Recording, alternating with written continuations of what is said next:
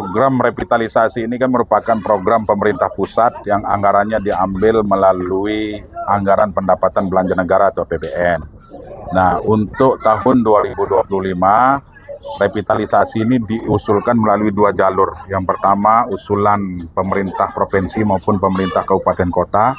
Yang kedua, usulan masyarakat namanya. Nah, usulan masyarakat inilah yang difasilitasi oleh anggota DPR RI, termasuk saya yang merupakan anggota DPR RI Dapil Nusa Tenggara Barat 2. Alhamdulillah 2025 ini total sekolah yang kita berikan revitalisasi, bantuan revitalisasi ini sepulau Lombok sebanyak 100 sekolah dari semua satuan pendidikan, TK, SD, SMP, SMA maupun SMK. Khusus di Lombok Tengah jumlahnya 40 sekolah. Nah, 40 sekolah itu melalui jalur aspirasi yang kami usulkan di Kementerian Pendidikan Dasar dan Menengah. Kemudian biayanya, anggarannya bermacam-macam. Ada yang 500 juta, ada yang 1 miliar, bahkan ada yang 2 miliar tergantung kondisi dari sekolah. Nah, belajar dari pengalaman ini, tentu saya berharap pemerintah daerah harus lebih peka.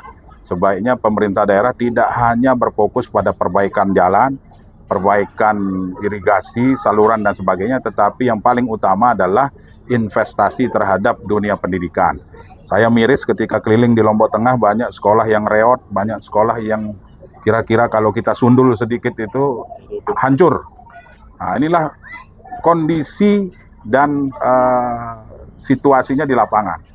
Nah, kenapa Lombok Tengah saya prioritaskan? Ya karena memang kalau kita lihat jumlah sekolah yang ada hari ini di Lombok Tengah yang rusak sedang, rusak berat itu memang sungguh sangat banyak. Inilah PR bagi pemerintah daerah dan kami di DPR RI siap berkolaborasi untuk membantu persoalan-persoalan ini.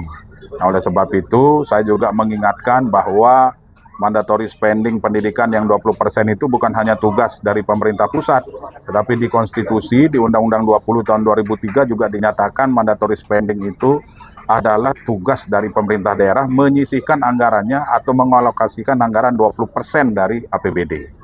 Nah, jadi 20% itu tidak boleh hanya tataran angka saja. Nah, kalau ternyata daerah tidak mampu, segera koordinasi dengan kami di pemerintah pusat. Ya. Ini yang fisik, yang non fisik berupa apa saja? Untuk tahun ini fisik dulu. Yang non fisik itu bisa melalui BOS, bisa melalui kegiatan-kegiatan lain.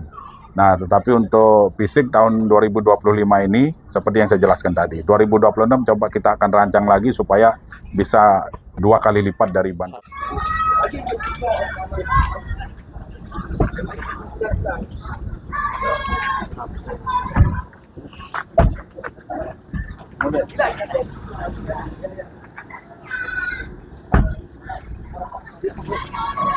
Pak, masuk.